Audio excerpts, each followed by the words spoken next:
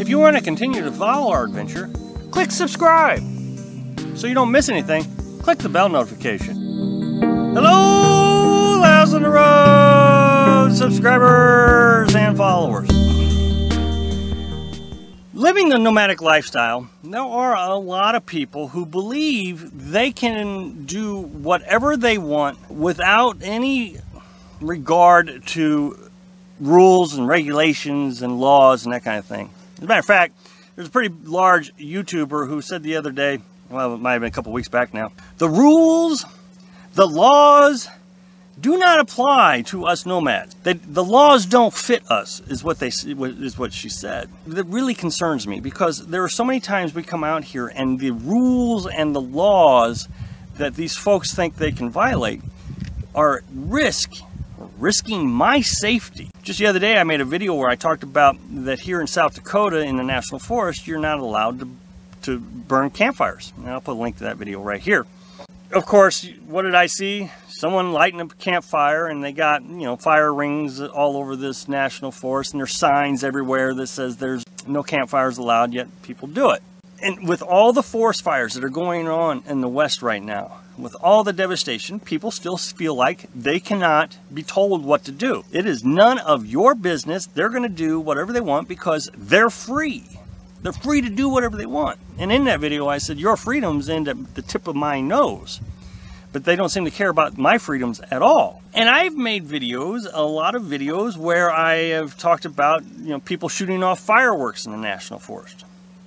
I have made videos where I've talked about people having firearms in the National Forest and shooting them off in the middle of the night while they're drunk. Now think about that combination.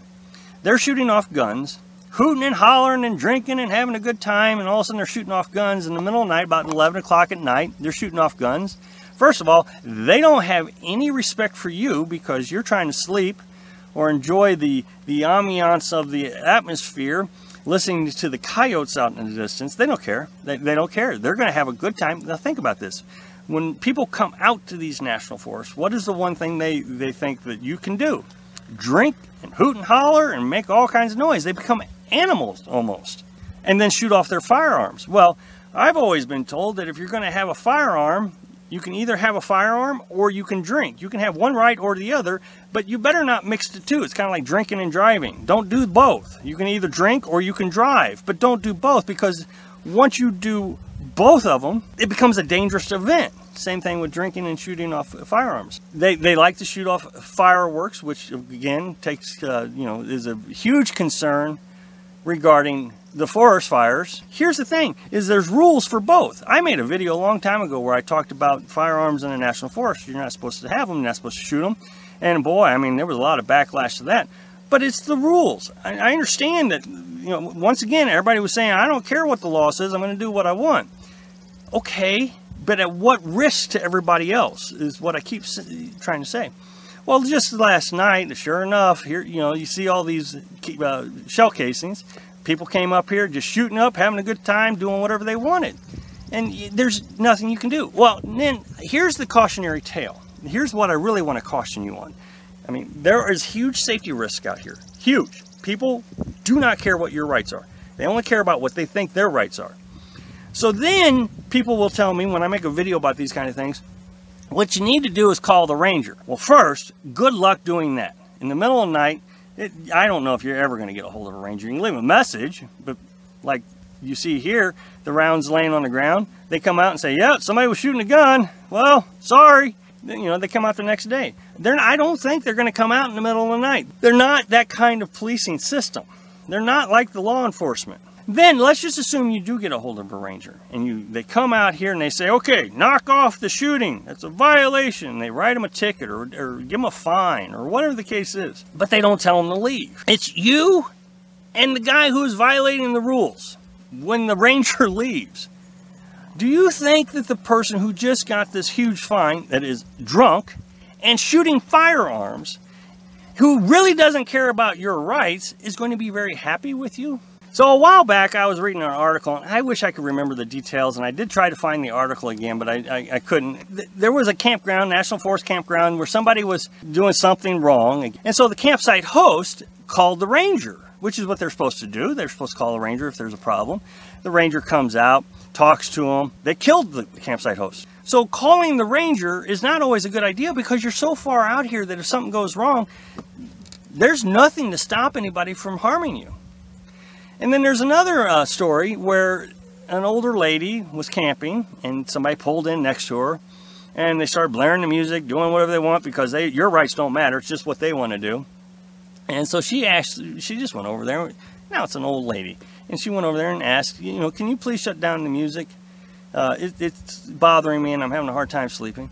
And they just beat her and beat her. She survived the beating. You know, that's the risk of coming out here. Here's another thing a lot of people will tell me. Well, you should leave. Okay, so it's 10 o'clock at night. You're 100 miles from any place where you can actually stay. You're going to pack up. Now, first of all, there are a lot of people who find it rude when you leave, when they are violating your rights. And I know this because I was in South Carolina and I was parked. I was camping, having a great time. And somebody parked right next to me. Their truck was so close that I could not walk around to the back of my camper, the pop-up, without having to go around their truck. That's how close they were parked to it. Well, I decided just to move to the other side to give them the room. Well, they just thought that was the rudest thing in the world, that I would have the gall to move. Of course, they're drinking and having a great time and all this stuff, and they're just cussing us out. You rude SO, you know, you get the idea what they're saying. Even moving can be a risk. That's how violent things can get out here. That's how rude, that's how terrible people are out here.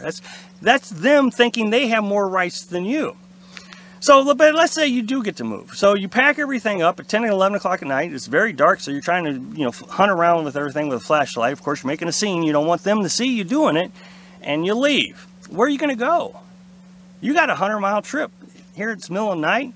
The reason I bring this up to you is because it's important that you understand all the risk and all the things that can happen and do happen living out here that you're just not going to be able to get around. There are just some things that happen that you cannot avoid.